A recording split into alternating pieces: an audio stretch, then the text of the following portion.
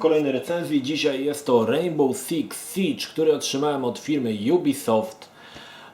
I jest to gra w wersji na PlayStation 4. Sam Rainbow Six jest ze mną od pierwszej części. Grałem chyba we wszystkie części, które wyszły na PC-ta.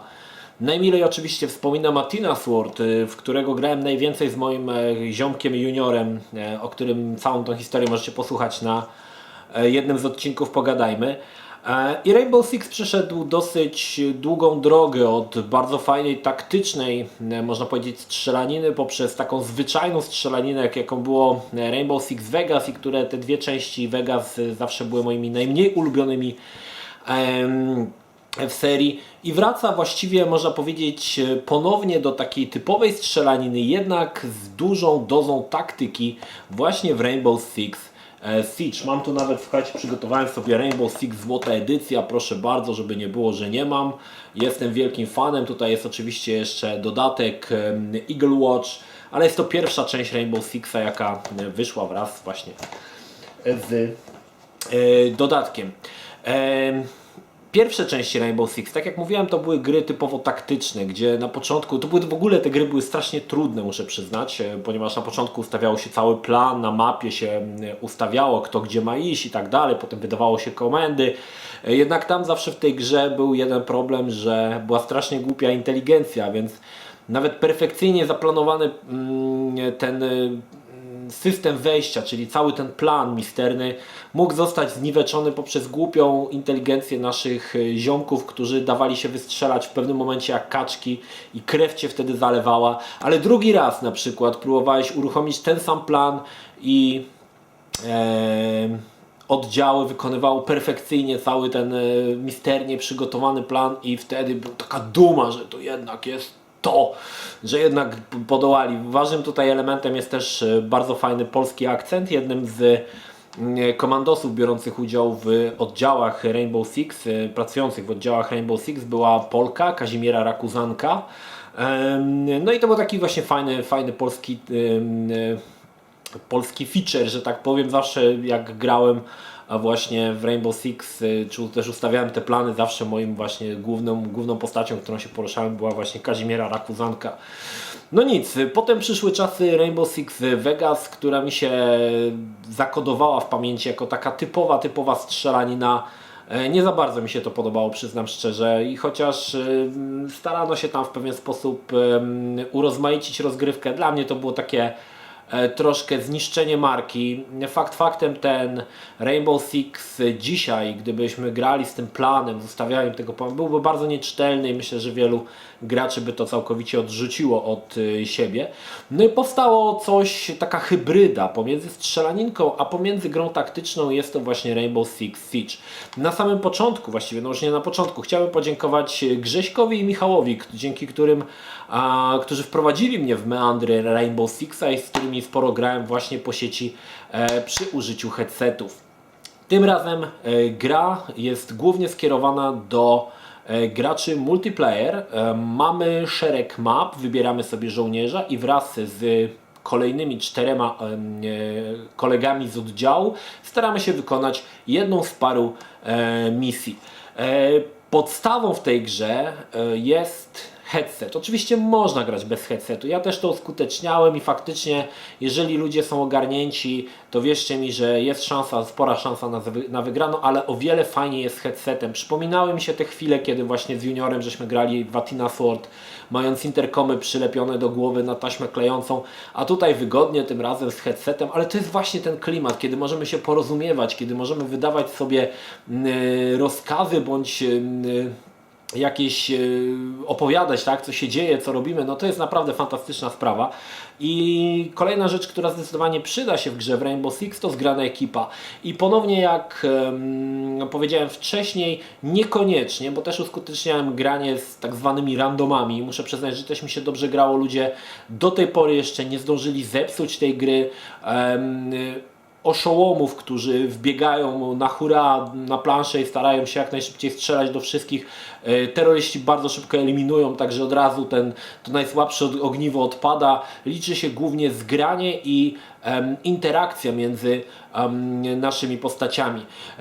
W samej grze wcielamy się, tak jak powiedziałem, w jednego żołnierza. Możemy go sobie wybrać z istniejącej puli, tych żołnierzy, tak zwani operatorzy, musimy ich kupić. Tutaj autorzy też fajnie wyszli z tego obronną ręką, ponieważ każdy operator ma inne możliwości. Jeden może mieć ładunek kasetowy, drugi może rozwalać na przykład ściany i drzwi młotem. Mamy też snajpera. Także fajnie to zostało pomyślane, bo tych postaci jest tam sporo. Dzielą się one i na atakujących, i na broniących. Zaraz zresztą powiem, o co tutaj chodzi. I każda z tych postaci ma inne możliwości. I to jest naprawdę fajnie pomyślane, że nie możesz mieć postaci, która jest dobra we wszystkim. Masz jedną postać, która jest dobra w jakiejś tam dziedzinie i inni twoi koledzy z zespołu biorą inne postaci, bo nie może być dwóch takich samych postaci, więc muszą wziąć inną postać, więc wy nawzajem się uzupełniacie. I to jest faktycznie rewelacyjnie pomyślane. Z drugiej strony też czasami jest wkurzenie, kiedy chcesz wziąć postać, a ktoś już ci zabrał, czy też zablokował postać, którą chciałeś wybrać i musisz wybrać inną. Także też się takie rzeczy oczywiście zdarzają.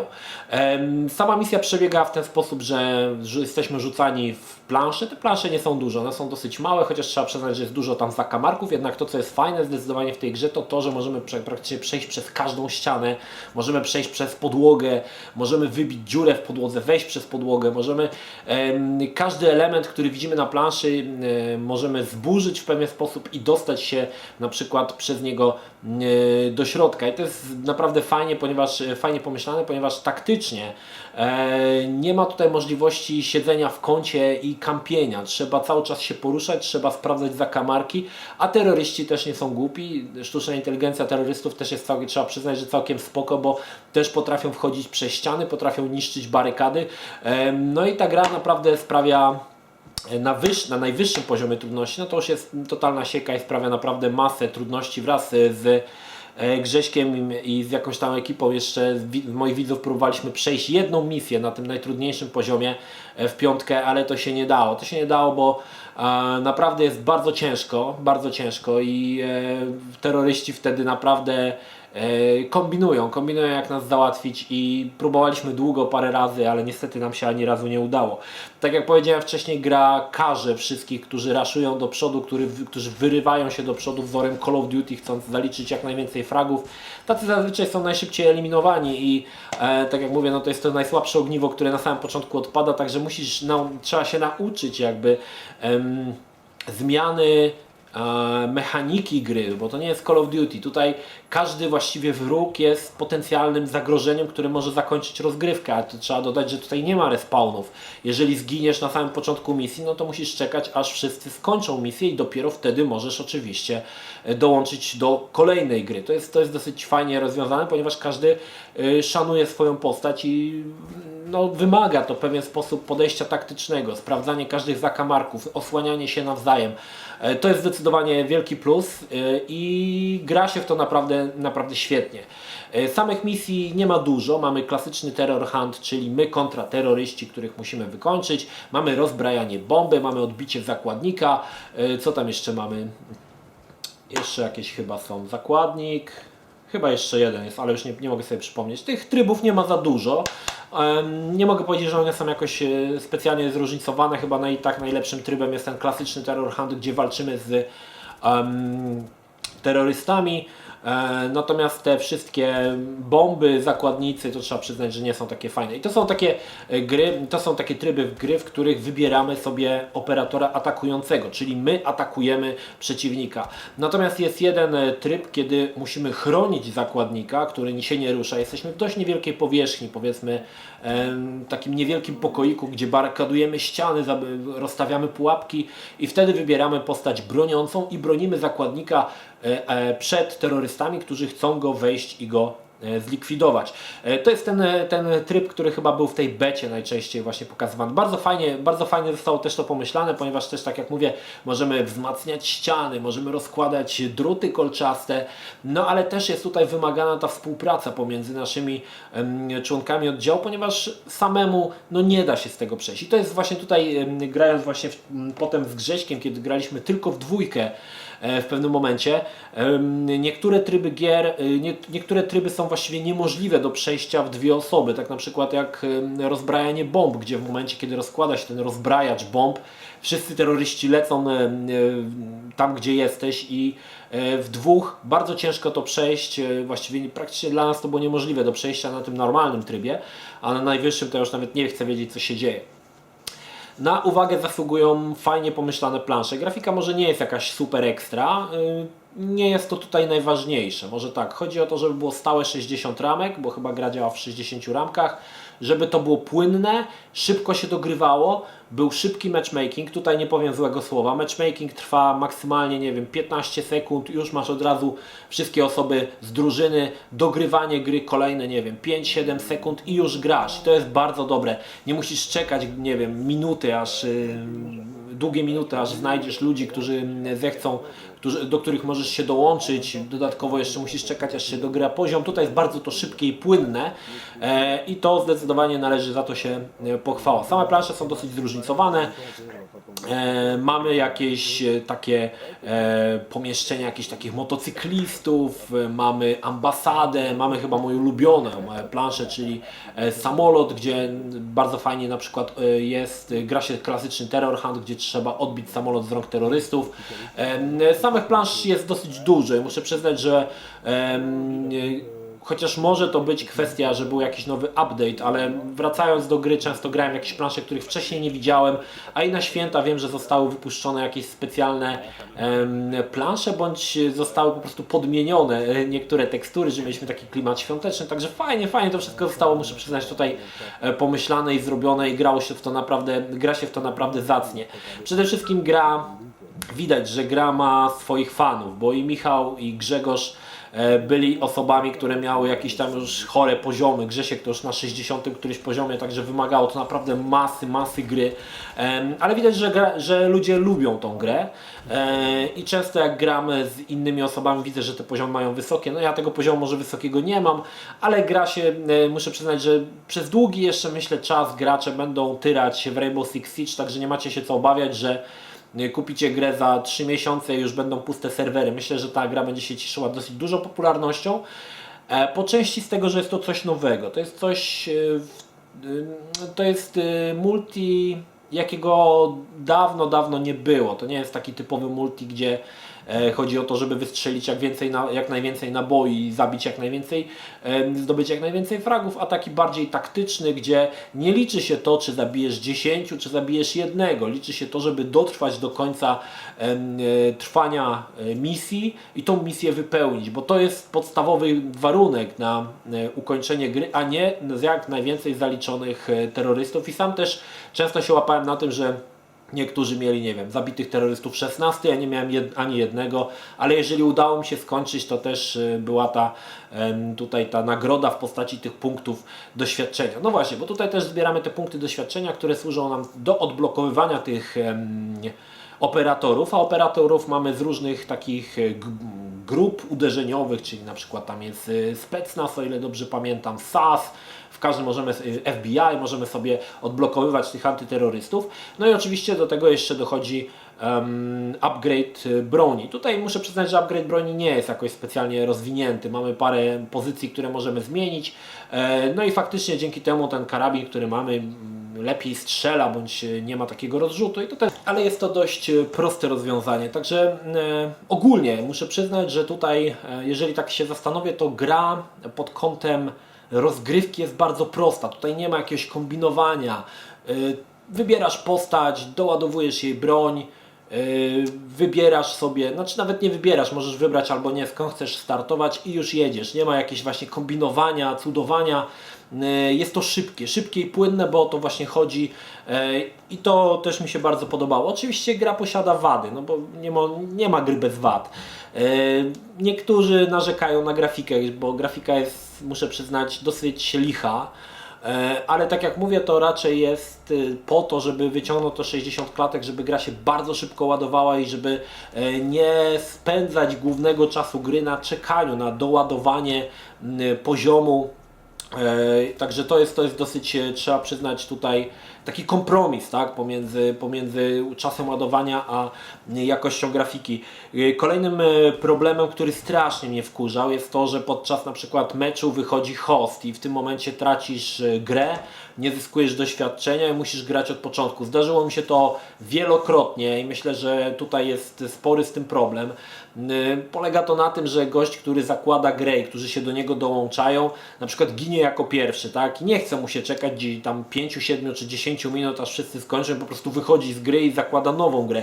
I wtedy wszyscy jakby zostają rozproszeni, nie dostajecie punktów i gra jakby się kończy. Także to jest, muszę przyznać, bardzo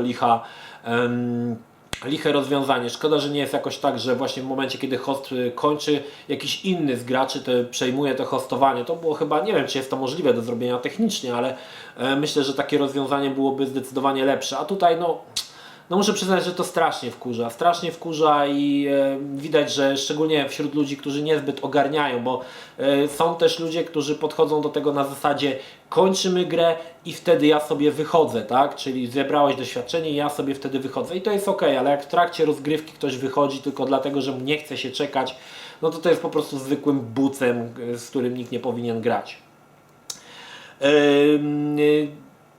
Fajnie wypadło właśnie to zróżnicowanie postaci, o którym mówiłem.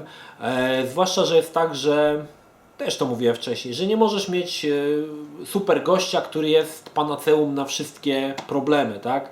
Wymagane jest to, aby postacie po prostu ze sobą współpracowały, żeby podczas gdy jedne na przykład mają tarczę i mogą wchodzić jako pierwsze, ponieważ wtedy są jakby chronieni przez tą tarczę, ale z kolei nie mają karabinów, tylko zwykłe pistoleciki. Są postacie, które potrafią wykryć bomby, zaminowane bomby, miny, które podłożyli terroryści, to też jest całkiem spoko.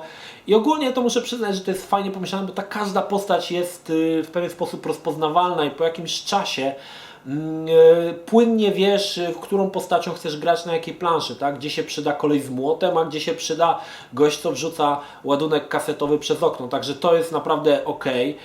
Oczywiście, jeżeli Rainbow Six, to też gadżety.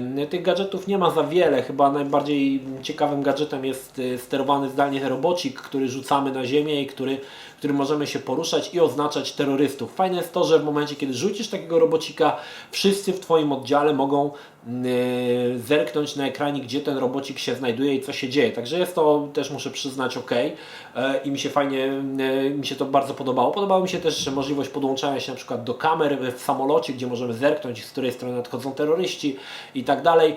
No i przede wszystkim komunikacja. Komunikacja głosowa jest tutaj, nie mogę powiedzieć, że jest wymagana, ale jeżeli macie tą komunikację głosową, macie te headsety, to zabawa z gry wzrasta niewspółmiernie, znaczy radość ze spędzonej gry. Oczywiście jeżeli gracie z randomami, no to wiadomo, jeden po rusku, drugi po francusku, jeszcze inny po niemiecku, także tu jest ciężko, ale jak znajdziecie grupę 5 osób, które rozmawiają tylko po polsku, no to wierzcie mi, że ta jakość tej rozgrywki zdecydowanie wzrasta. Słuchajcie, cóż mogę powiedzieć, Rainbow Six mile mnie zaskoczył, nie spodziewałem się, nie grałem w betę, od razu powiem, nie grałem w betę, a bardzo miło się zaskoczyłem. Jak nie gram w gry sieciowe, to jest troszkę inny tryb sieciowy niż w tego typu grach, nie wiem, jak w Call of Duty czy w Battlefroncie. Jest to troszkę inne podejście, gra nie jest taka szybka, jest, trzeba przyznać, bardziej statyczna, chociaż czuje się cały czas ten strach, tą adrenalinę, która cały czas pompuje, czy na przykład z tyłu nie wyjdzie sapacz i nas nie wysadzi, albo coś takiego. Cały czas czuć grasz z duszą na ramieniu, że tak powiem. I to jest właściwie najfajniejszy motyw. No i jeżeli masz zgraną ekipę, no to wierz mi, że w dobrej ekipie gra się fantastycznie. Gracze ciepło przyjęli Rainbow Six Siege, serwery są pełne ludzi, którzy chętnie z Wami zagrają. Z tym, że tak jak mówię, trzeba się wyzbyć takich naleciałości z grania na przykład w Call of Duty, bo tutaj gra jest zupełnie inna i to chyba jest właśnie głównym powodem sukcesu tej gry, że to jest zupełnie inny rodzaj rozgrywki multiplayer. To jest taki bardziej taktyczny shooter, że tak powiem. Chociaż nie ma tutaj oczywiście tworzenia planu, ale podejrzewam, że jakby był plan, to już ta gra by była mocno nieczytelna. Natomiast jeszcze jedną wadę mam odnośnie tej gry.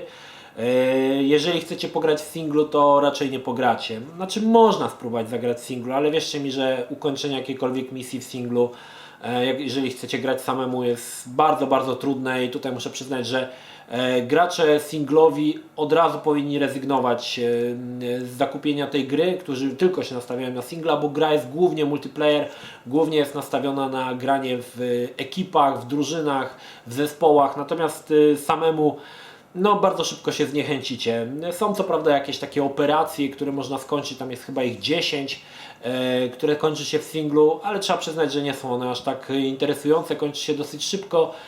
No i pozostaje co dalej, tak? Co dalej. Także Rainbow Six to głównie gra multiplayerowa i wierzcie mi, ja, który nie gra w multiplayer, bo wiecie, że ja nie gram, bo nie lubię w multiplayer, ale wierzcie mi, że jeżeli gra się z ekipą, z widzami, często gram w Rainbow Six Siege, to jest to zupełnie inny rodzaj rozgrywki. Nie latanie właśnie z palcem na spuście i strzelanie we wszystko co popadnie, ale taka taktyka, chronienie się nawzajem, sprawdzanie wszystkich pokoi, zakamarków. No to jest zdecydowanie na plus. Kurczę, no czasami to po prostu czułem się jak prawdziwy członek oddziału jakiegoś antyterrorystycznego, bo ta gra zdecydowanie oddaje ten klimat właśnie takiego uczestnictwa w czymś takim właśnie większym, w takim zespole, tak, gdzie wszyscy na sobie polegają, że jeden błąd Twój może kosztować życie wszystkich Twoich kolegów z oddziału. Tak czy tak, słuchajcie, grę zdecydowanie polecam, bardzo fajnie się gra. Tak jak mówię, tylko multi, ale wierzcie mi, że jeżeli lubicie gry multiplayer, nie będziecie zawiedzeni. Mnóstwo zabawy, mnóstwo radochy. No i cóż, no i to kolejny Rainbow Six. Czekamy jeszcze na Rainbow Six Patriots. Ja muszę przyznać, że ten Rainbow Six bardzo mi przypadł do gustu. Zmył tą trochę taką plamę po dwóch częściach Vegas i to jest właśnie powrót do tego Rainbow Sixa, do tego starego, dobrego Rainbow Sixa, który pamiętałem za Tina Sword, gdzie graliśmy z juniorem, czułem się tak jak wtedy, te wspomnienia wróciły. No i kurde, no i mam nadzieję, że się zobaczymy kiedyś na serwerach i pogramy jeszcze, bo ja cały czas właściwie tą grę mam w konsoli i od czasu do czasu ją odpalam po to, żeby właśnie z widzami w nią potyrać. Jeszcze raz dziękuję firmie Ubisoft za dostarczenie mi egzemplarza tej gry. Dziękuję Grześkowi i Michałowi za to, że wprowadzili mnie w meandry grania w Rainbow Six i w taktyczne niuanse. No i cóż, mam nadzieję, że zobaczymy się kiedyś na jakimś serwerze i spróbujemy pocisnąć terrorystów. To tyle. Pozdrawiam Was, Energii, trzymajcie się, do następnego. Cześć.